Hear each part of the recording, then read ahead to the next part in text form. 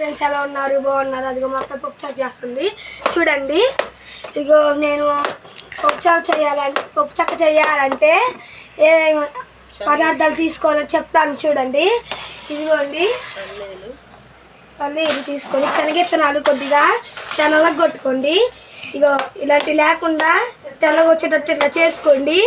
చేసుకున్న తర్వాత దీన్ని ఇగో ఇట్లా చేసుకోండి. చేసుకున్న తర్వాత 2 కేజీలు మీ ఇష్టం. అది శనగిత్తనాలు ఎన్ని కేజీలన్నా తీసుకోండి, అది మీ ఇష్టం. అదిగోండి అది బెల్లం పాకం ఫ్రెండ్స్, బెల్లం పాకం చేస్తుంది.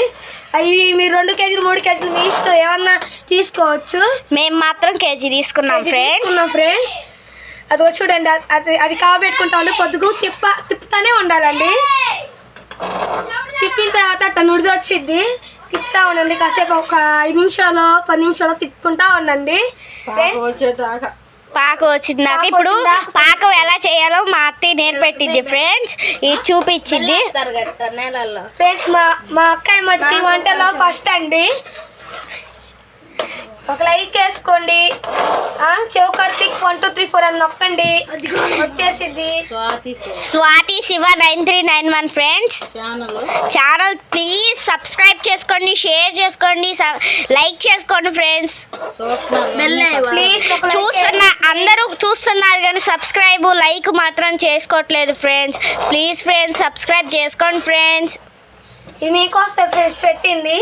కొన్ని మందికి పప్పుచారు చేయడం అంటే చాలా మందికి రాదు కాబట్టి మేము ఏడో చెప్తున్నాం. చాలా మందికి వచ్చు.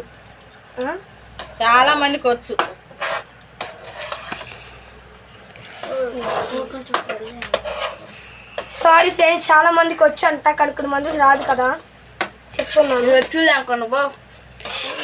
ఏం కాదు. రెడీ.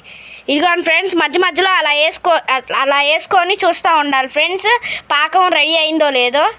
అలా ఉండకూడదు ఫ్రెండ్స్. ఇంకా బాగా మనం దాంట్లో వేస్తే ఒక బాల్ లాగా రావాలి ఫ్రెండ్స్. అవునవును, తిప్పుతానే ఉండాలి ఫ్రెండ్స్. అవును ఫ్రెండ్స్, మా అక్క చెప్పింది కరెక్ట్. ఇదిగోండి ఫ్రెండ్స్, మళ్ళీ వేస్తున్నాం.